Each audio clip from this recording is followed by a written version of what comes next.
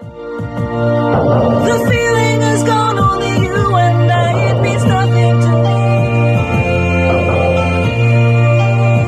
This means nothing to me. Oh, Sienna. Yes, it is our I was going to say our favourite sports person. We better not say that in case Lisa's listening. One of our favourite sports people, Sienna Mannix. Welcome back to the Two Blokes Chatting Radio Show. It's lovely to have you here. Hello, thank you for having me. It is always an enormous pleasure, and you're the only person on our radio program for whom we have had a tailored introduction made. I've got to say, I do feel pretty special. As you jolly well should. And I would just like to say to all the people out there listening who are screaming at the radio saying, "Night moves, you idiot! Night moves!" Oh, night moves, you idiot! Yes, I remember That's that the one. Yes, night moves, you idiot. I don't remember. I remember night moves. Yeah. Yes. Night moves is the one. Sienna, under normal circus pants, we would turn our attention to you and say, tell us what's going on in women's sport. But before we do too much about that, let us justify the reason for you having not done any preparation with an opening line like, how was your day yesterday? Oh, what a story. Off you go. We don't need to talk about sport at all. Let's hear your story. It's much more interesting. Look, we had a bit of a trip, I would say. We being? We as in my older sister. Mm-hmm. So we went up yesterday, did a bit of hiking.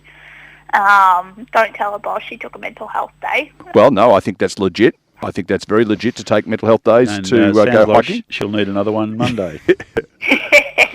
And so we went up hiking in Marysville. Now, for those listening at home who don't know where Marysville is, go to Healesville and keep driving. Yeah, you couldn't get any further away if you tried. Well, you could, but for the context of the story, keep going, yes. But yeah, so we went up hiking and she slipped and sprained both ankles. Now, it's one thing to sprain one, but it's a very special technique to be able to sprain both. Oh, I've got to tell you, if it was going to be anybody, it was always going to be Gabby. So, look, to me, it's a very easy solution, Sienna. You pick your sister up, you put her on your back, you piggyback to the car, you put her in the passenger seat, you drive to the nearest service station, get some ice, put it on both ankles, and just drive back home. So what's the problem? I wish it was that simple. There's one or two holes in that option. Run us through some of those holes. Oh, look, she couldn't stand up at all, which was a whole other thing. And then we were only halfway down the track, so we weren't even close to the bottom. It was a steep track. It was barely paved, and so we ended up having to call the SES in to get her out. Excellent. And then what happened? Why didn't you drive the car home, Sienna? Sienna doesn't have a license. Right. Okay. So that's a good reason. And did Sienna have one at some stage and lost it, or has Sienna just not had the courage to turn up for the appointment? Sienna just is a little too scared to get on it.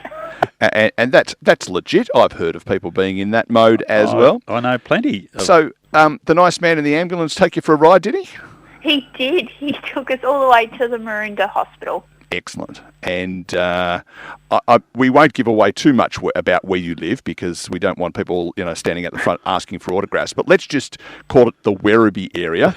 Just out of interest, how does one get from the Maroondah Hospital to Werribee, and how much did that cost you? Oh, Gabby's listening in, so I'm not going to mention cost. Okay. But in terms of getting home, we ordered an Uber, and he was just really lovely, who actually fractured his foot not too long ago. So. Well, you had plenty to talk about then on the way home. Yeah, so it was a good conversation. I can say the number because Gabby's not listening. It was well over $100. So there'd be an Uber driver somewhere today going, I had these two girls from the Maroondah Hospital. But it is very kind of you to join us this morning nonetheless. One more question though. You're in Werribee, and as you mentioned earlier, Marysville is a long, long, long way away from Werribee, and we haven't found out about the car yet. We're working on it. So it's still in Marysville. It is. It's at the police station, so they've got it in there. So the saga has another chapter to write yet, possibly. Oh yeah, definitely. More to come. So if I pulled out some key points out of that, we could turn this story into something totally different. Gabby was unable to walk. Yep. Her car's been impounded by the police. You two have gone home in the back of an ambulance. We could make a whole different narrative just by pulling out. I should be a journalist, shouldn't I? And this, Sienna, you probably had some experience in your teenage years of how little things can turn into very big things, how rumours start, how people's reputations can be dragged through the mire for doing nothing. But Neil's point is quite right. If someone heard a little bit of that story and then were asked for some detail, you could turn it into something quite sensational. Yes, and one last thing before we move on. I do want to just give a quick shout out to the rescue crew in Marysville. We also had 2 off-duty nurses who happened to be walking by from Wangaratta, and Hannah and Mitch, they both stopped and helped us the entire way. Cannot thank the crew enough. Sorry, they were walking from Wangaratta. That's a very long walk to Marysville. They were on holidays. I beg your pardon. Right, so it came out a little bit weird. And by the way, too, when Rob said dragging you through the mire, it could be any department store, not just Myer. There are other department stores in Geelong, of course. That's true. Yeah. Hey, we are here to talk about a very serious issue, but we thought we'd better give some context because normally you, of all people, turn up with the biggest collection of notes and stats ready to run a sports report. We have been horrified, I think is probably not too hard a word to use, by the report that has been released by the AFL this week around female umpires. Yes. As a young female who likes to participate in activities like footy and other associated things like that, what was your thoughts when you first heard that? Oh, look, it's sickening. It really is. And I think it's not just because it is the females. If it was anybody, it's not on. They're there to perform a duty, and it's hard when you're there to perform a job and you can't even focus on that. I think that's and the fact that it's taken so long to come out, it's sad, but I also think it's a positive that now we can have these discussions and we can look into it and we can hopefully move forward and possibly make some change. Because I think there's a segment on one of the Fox Footy shows where, I can't remember what the segment's called, but they show a piece of footage from a bloke, I reckon it's in the 40s or the 50s from the football, and he's yelling out to the umpire, "You bludger." Now, that means that providing feedback to the umpires, let's call it that, has been happening for a very, very long time. What's changed?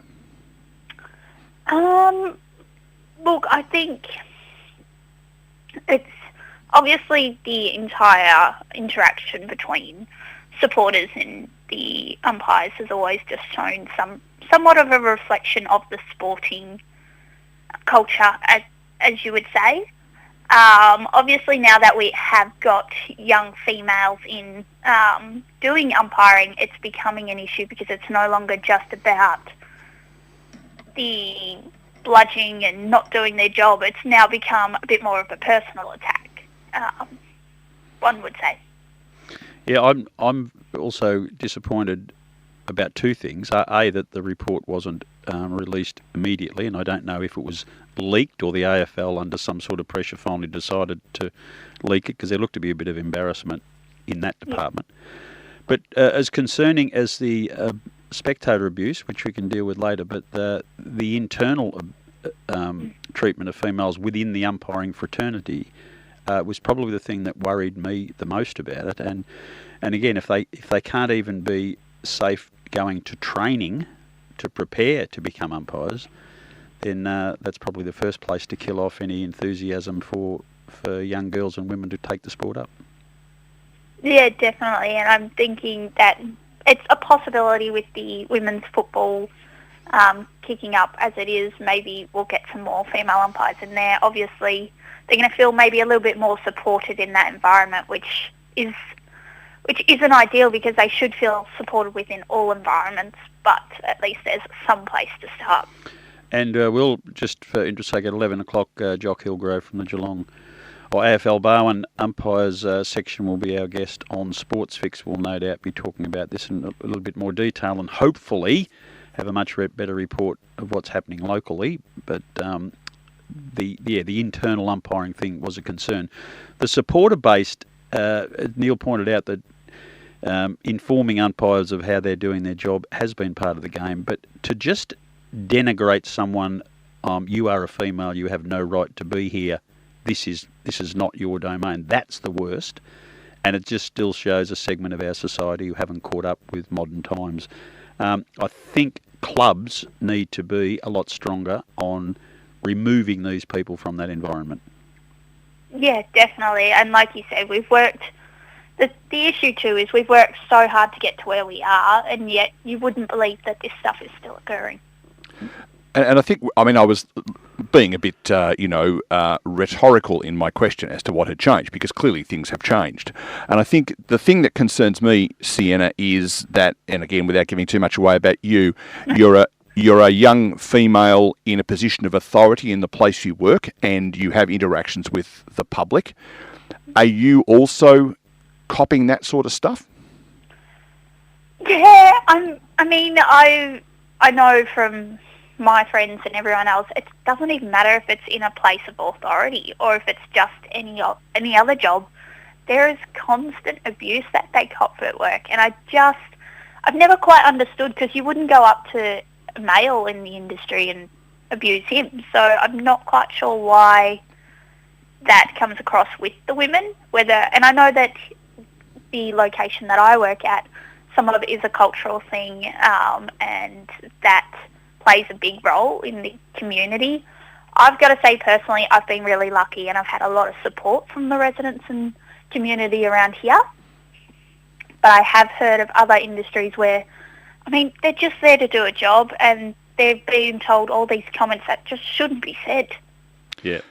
I have a bit of a theory on this, and I think there'll be a balancing period until we get it right. But for a long period of time, there was what was deemed in society as a natural order, where men were in charge, men worked, women stayed home, all of that sort of nonsense that went on for a long period of time. And then there was a change. And I really think that because this is talked about a lot now, it's become a political issue, talked about regularly. There are a lot of men in society who are really threatened, and they're probably lashing out more than they would have before against women in authority. But there's going to be a balancing period, and I think it'll happen quickly, where the rule of order will change and people will understand it. We are a sensible, equal and balanced society, and it will all disappear. I hope that's soon, but my view is definitely that it is the last strike out from men who are threatened that they're going to lose their position of authority in society. Yeah, and I think too, the other thing is these men who are doing it, they don't realise that those who have already adapted and sort of moved with the times are just looking at them thinking, you're not a man. And that's not trying to bully them out of it or anything like that, but it's true. You just look and you just think, really, you couldn't have kept that to yourself? Yeah. I think the other thing that, and what I was asking about your workplace, is if I walked up to someone in the street and said, there's a 25-year-old female operating as a duty manager in a facility, and someone's going to come in and either make an offensive comment about her appearance or the job she's doing, or she shouldn't be doing it, or whatever, is that appropriate?